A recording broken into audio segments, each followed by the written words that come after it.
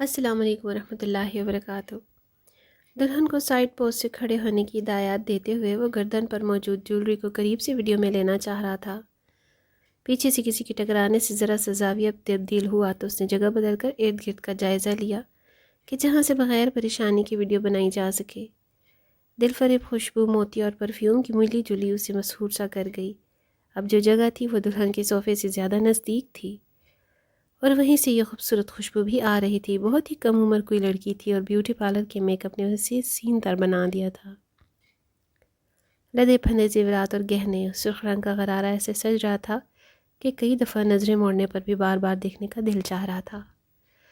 شادی کی ویڈیوز بنانے کے پروفیشن میں تو وہ کئی سال سے تھا، لیکن کچھ دلہنیں ایسی ہوتی ہیں کہ کچھ وقت کی ویڈیو میں دل بھر کر دیکھنے اور آنکھیں ٹھنڈی کرنے کا موقع مل جاتا۔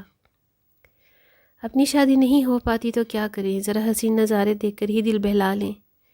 6 بہنوں میں درمیانہ نمبر تھا اور ابھی تک 2 بہنیں غیر شادی شدہ اوپر اور 4 اس سے چھوٹی تھیں۔ گھر میں 2 کمانے والے، وہ اور ابا۔ ابھی اپنی شادی کے لیے کہنا بھی گھر میں بدمزگی پیدا کر سکتا تھا۔ کتنی ہی شادیوں کی مووی بنا کر جب وہ گھر لوٹتا تو وہی دلہن تصورات پر چھائی رہتی۔ ایسی ہی لڑکی شاید میرے نصیب میں بھی ہو۔ کئی دفعہ جب ڈریسنگ روم میں اور رخصتی کے بعد بیڈ روم میں دلہن کا ویڈیو شوٹ ہو رہا ہوتا تو مختلف شکل و صورت کی دلہاؤں کو دیکھ کر خود کو ان کی جگہ ہونے کی حسرت دل بے چین کر دیتی۔ اکثر ذہن میں آتا کہ کتنے خوش نصیب ہیں، وقت پر شادی کر رہے ہیں، اتنے سال اس پروفیشن میں رہ کر کتنے ہی ماڈرن مذہبی نیم مذہبی خاندانوں کو دیکھنے کا موقع ملا، اور شادیوں کے موقع پر ان کی توقعات اور خواہشات کیا ہوتی ہیں یہ اب سمجھ آ چکا تھا۔ ایک بات تو طے تھی کہ اکثر لوگ ان تقریبات کو دوسروں کے مقابلے میں منفرد کرنے کے مقابلے میں ہوتے ہیں۔ اکثر بکنگ کے لیے آتے تو پیسے کم کروانے کے چکر میں رہتے، اور شادی کی تقریب دیکھو تو شان و شوکت سے آنکھیں کھلی رہ جاتی۔ خیر یہ سب تو تھا، لیکن مزہ بھی تھا اس کام میں، اس لیے کسی اور کام میں یا جاب کی طرف دھیان ہی نہیں گیا۔ ایک تو نئی نئی حسین تتلیوں کی طرح لڑکیاں دیکھنے کو مل جاتی تو دل بہلتا، اور کھانا فری، اور پھر تعلقات بھی بن جاتے۔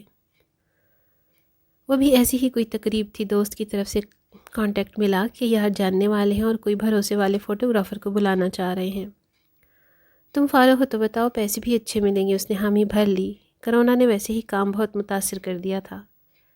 شادیوں کی دھوم دھام ختم ہوئی تو لوگ چھوٹے پیمانے پر کر رہے تھے اور خود ہی فوٹوگرافی اور ویڈیو بھی بنا لیتے۔ شادی والے دن صبح ہی موڈ عجیب سا تھا۔ 2 دن پہلے ایک محلے کے دوست کا کرونا سے انتقال ہوا، یہی کوئی 25 سال عمر ہوگی۔ مہینہ بھر پہلے دھوم دھام سے شادی ہوئی تھی، کتنے ہی دن کی تقریبات میں اماں ابا نے دل بھر کر پیسہ لگایا تھا۔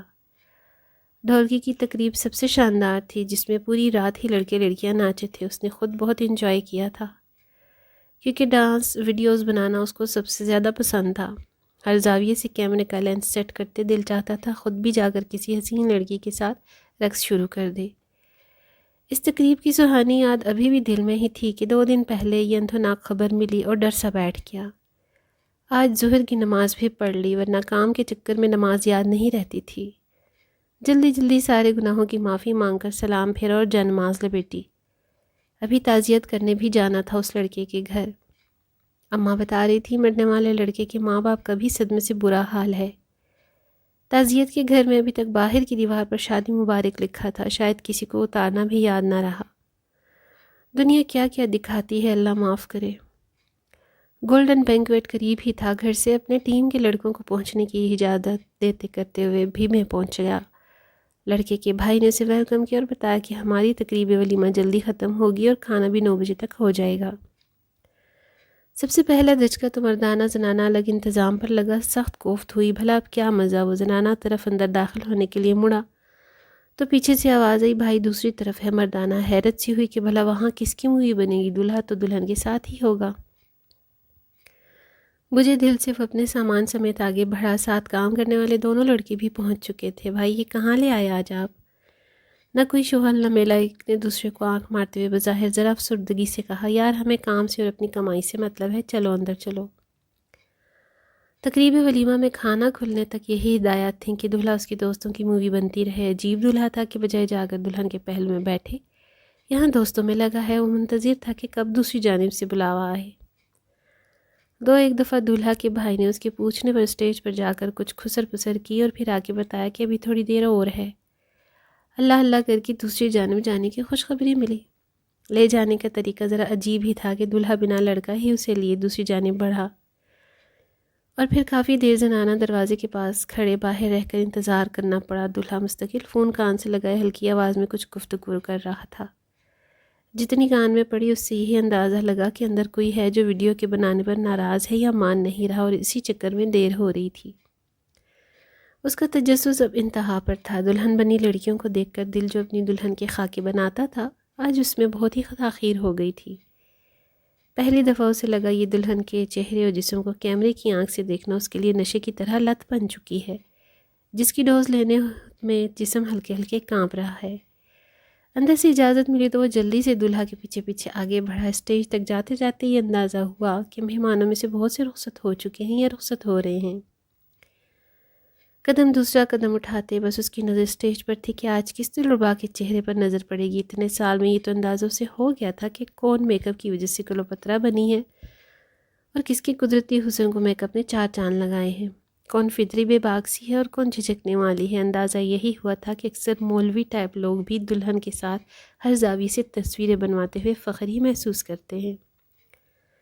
اسٹیج سامنے تھا اور نابی رنگ کے لہنگے میں دلبرا سی لڑکی سراپا۔ اس کے دل کی دھڑکن تیز ہوئی۔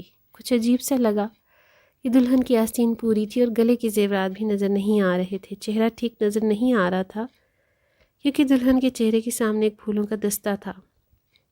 اس کی بےتابی اور بڑھ گئی۔ قریب بیٹھی خاتون اس کے ہاتھ سے وہ گلدستہ نیچے کرنے لگیں۔ دلہا بھی جا کر برابر بیٹھ گیا۔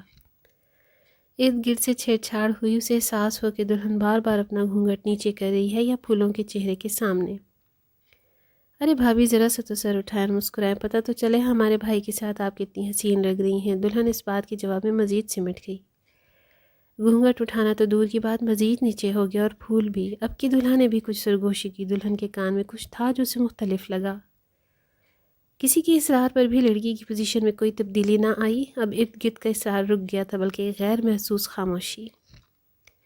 چلو بھی چلو، یہ تو تصویر کھنچوانے کے لیے پوز نہیں دے گی، بہت پردے والی ہے نا، رخصتی کے لیے کھڑے ہو جاؤ۔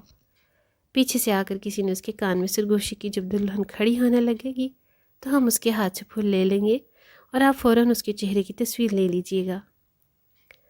دلہن کھڑی ہو گئی، پھول لے لیے گئے، لیکن اس نے کیمرے کا اینگل اس لڑکی پر سے ہٹا لیا تھا۔ کوئی احساس تھا جس نے اسے اس خیانت سے روک لیا۔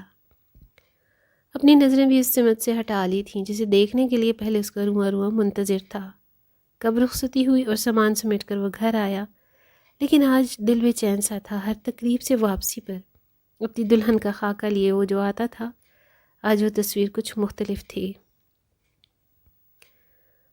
کیا میں جسے زندگی کا ساتھی بناؤں گا اس کے چہرے اور جسم کے خد و خال پر کسی کی گستاخ اور میلی نظر برداشت کر پاؤں گا؟ کیا میں جن نظروں سے لڑکیوں کے جسم کا ایکس رے کرتا ہوں اللہ تعالیٰ کو نہیں پتہ چلتا ہوگا؟